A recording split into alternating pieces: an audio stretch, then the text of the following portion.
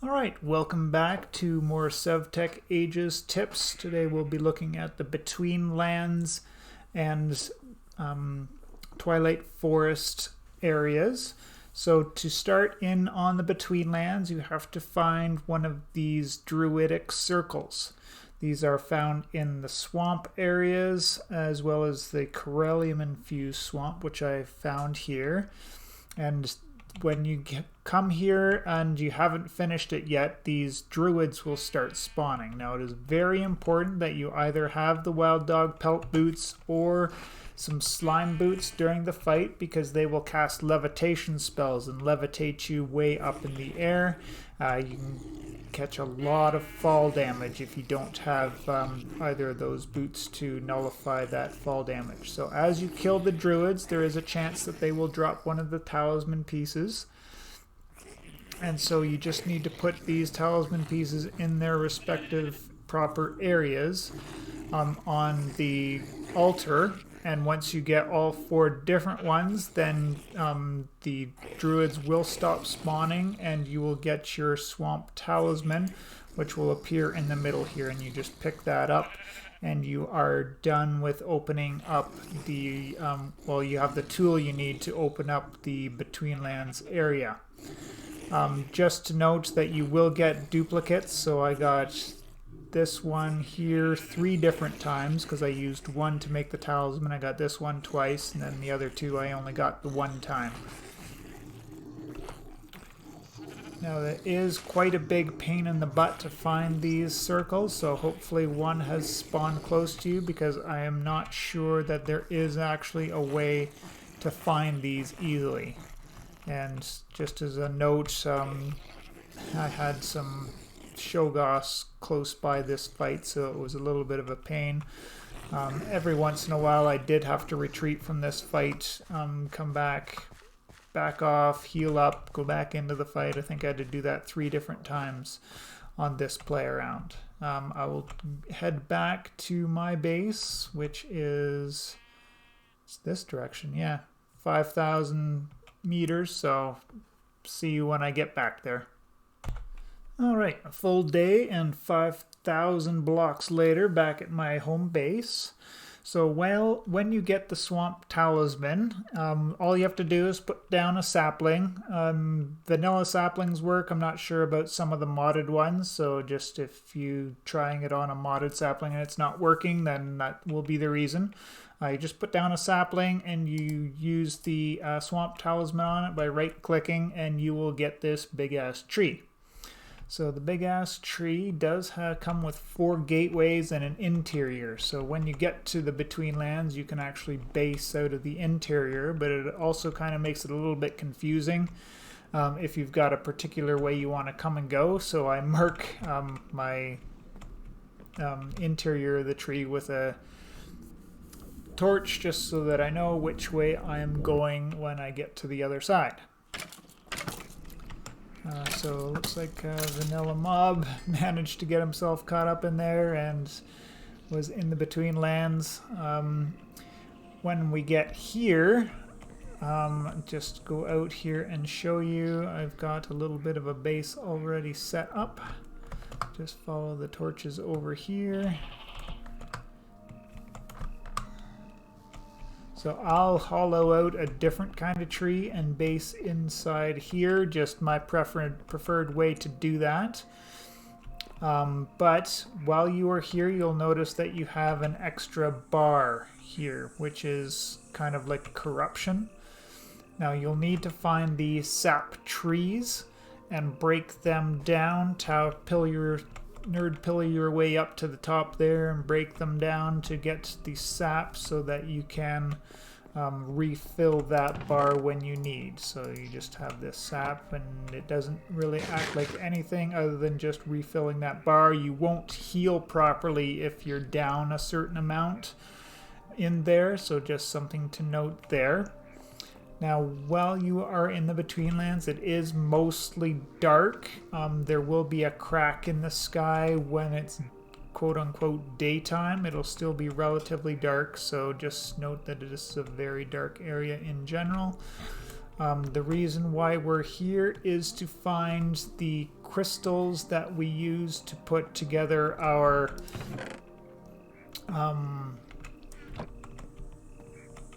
Tinker's smelter controller, as well as there's an item which we need to put together in the engine to get so you'll need one red and one green gem.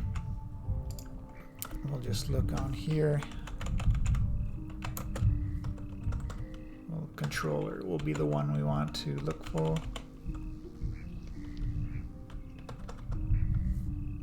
Why wouldn't that come up? Smeltery controller is the one, so we'll need a blue gem, the aqua middle gem, and then the red one to make the seared furnace controller. This is the one that's used to make the engine, which gets you into age 3.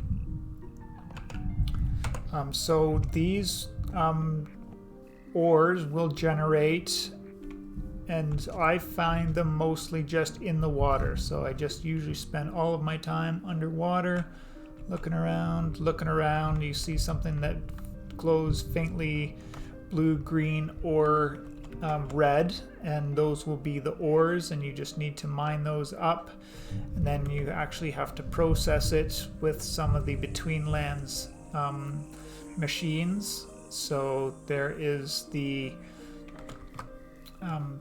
furnace,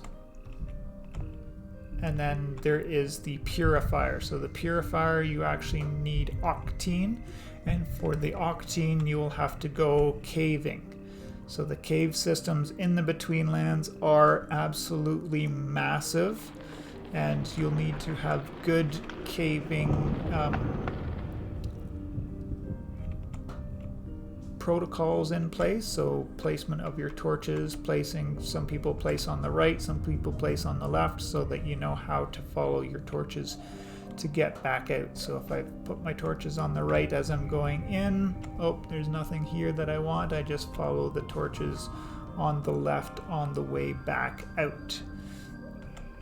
As you go down, you will find some of the Simmerite, which is the blue ore, and then you do have to get down fairly deep before you will find the octene. And the octene actually glows a little bit, so if you're going around and you kind of see something a glow off in the distance, and you're at a low enough level, then that will be the octene.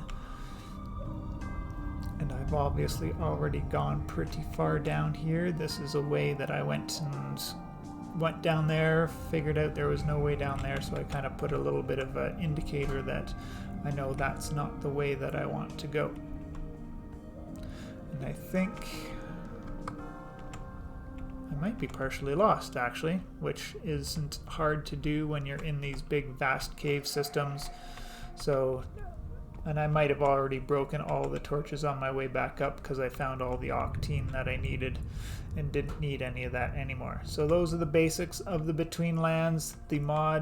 This mod is absolutely massive. You can spend weeks in here doing all of the Betweenlands things, because you'll notice once you get into it there that it does open up a ton of advancement tabs, and these are all Betweenlands related, and you can complete them as you go. Just the one last trick that I have to mention is that you can use your Tinker's items in here without any penalties, but vanilla items will not work very well here at all, kind of forcing you to make some of the Betweenlands specific things. But if you have your Tinker's items, you actually don't have to, so that can cut off a little bit of that pain in the butt of starting back over in with wood and stone items. So I'll head back to the overworld, and we will jump into the Twilight Forest for a couple of tips there. So to make the Twilight Forest portal in SevTech, you need a 2x2 of water, so you will need to put 4 buckets of water in there.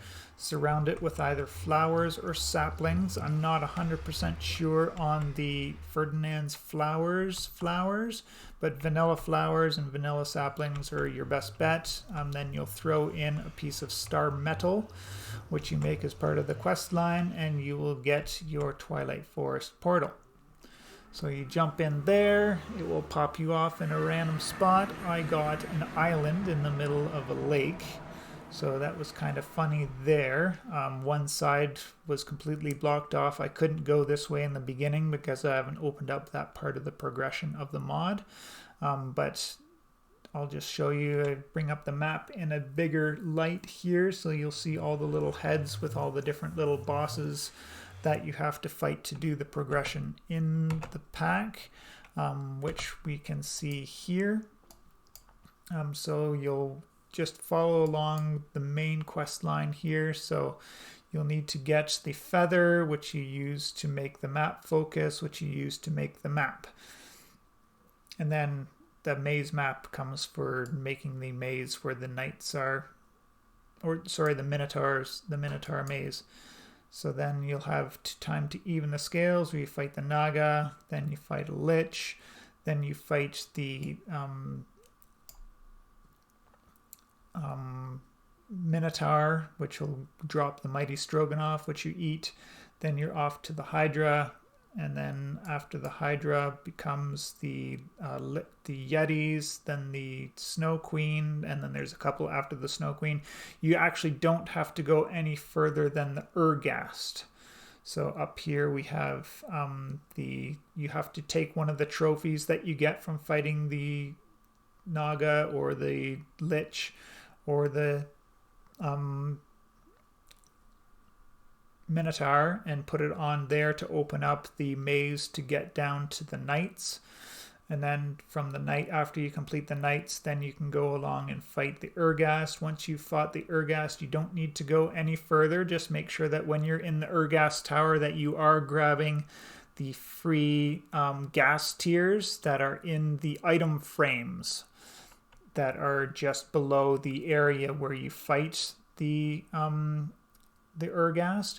And the Urgast tower is the main reason why I told you about these climbing gloves, because you can just climb the outside of the big huge tower that it is there, and just bypass all of the pain in the butt of going up there. And it's quite a cool little tricky thing to go in if you have to do it vanilla ways, but yeah, if you just want to get it done, get out of there, then use the climbing gloves to get up there.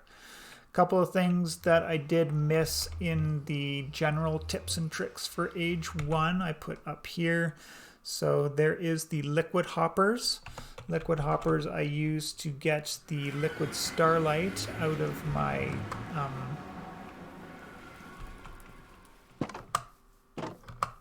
light wells and going into these Buildcraft tanks. Buildcraft tanks are just made with 8 glass, made like a chest, and the best thing about these is that you can stack them on top of each other to make more and more storage. So each of these holds 1, 2, 3, 4, 5, 6, 7, 8.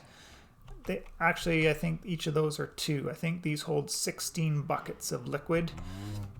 And then, you know, you just have your light wells with the liquid hoppers, which are pretty easy to make all in all. Just you do have to make the regular hopper, which is a bit of a pain in the butt because it involves these bronze gears.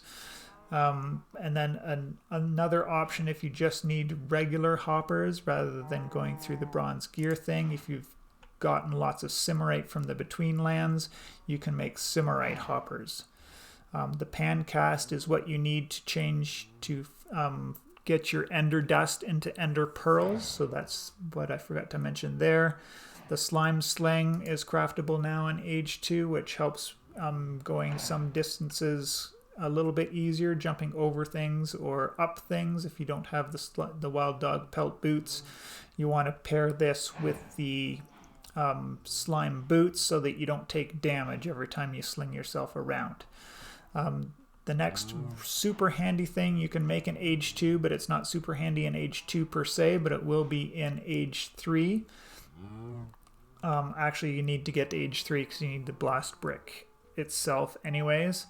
But is the uncrafting table. The reason why this is super handy, and you do need to get an extra maze map focus when you're in the Minotaur maze to make this item, but you can just put nether brick into the uncrafting table, and that will get you these nether bricks back, rather than going through the traditional method, which is actually having to make the stoked kiln. You will have to make the stoked kiln in anyways, because you need to get the 6 blast brick to start, but it's handy for getting the bigger amount of nether brick that you need to make the blast furnace. The last thing I forgot to mention in the last video, in using JEI, if you use an @ symbol and then the name of a mod, you can get all of the items that are in the mod. So these are all the Betweenlands. You see the second thing there beneath the item name will show you the mod that's available in. Same with in the last video, I was looking at cyclic items. So these are all the items in cyclic. So those are that is another JEI function that will help you find all of the nice little hidden items that are in all of the different mods that are here. That is everything for this video. I hope you enjoyed. We'll be stopping the series for a little bit now, because going forward the next ages are all about or more about reading the books and using JEI to find how to make things. Everything, I haven't found any significant tips that are super handy, but I may be back with some age 3 tips if I can find out some things that aren't clearly stated and are pretty obvious for working through the mods in age 3.